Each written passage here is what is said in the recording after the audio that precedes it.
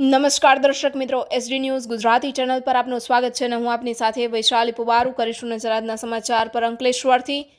Ankleshwar Umarwada road પર થયેલ મર્ડરના ગુનામાં છેલ્લા 5 મહિનાથી ફરાર આરોપીની ધરપકડ કરવામાં આવી।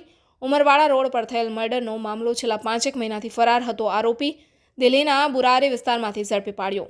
અંકલેશ્વર શહેર ડિવિઝન પોલીસે પિરામણ ગામની સીમમાં ઉમરવાડા રોડ પર થયેલ મર્ડરના ગુનામાં છેલ્લા 5 મહિનાથી નાસ્તા ફરતા આરોપીને દિલ્હીના બુરારી વિસ્તારમાંથી ઝડપી પાડ્યો હતો।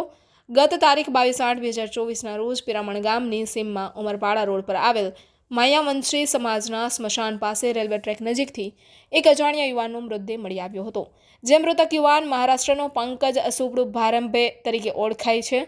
આ બનાવ અંગે અંકલેશ્વર શહેર એ ડિવિઝન પોલીસે હત્યાનો ગુનો નોંધી અગાઉ 4 આરોપીઓને ઝડપી પાડ્યા હતા, જ્યારે આ ગુનામાં સંડોવાયેલ વધુ એક આરોપી આજ દિન સુધી પોતાની ઓળખ છુપાવી નાસ્તો ફરતો હતો, જે મધ્યપ્રદેશ અને દિલ્હીમાં અલગ અલગ જગ્યાએ નોકરી કરે છે, જેવી બાતમીના આધારે પોલીસે વોચ ગોઠવી હતી।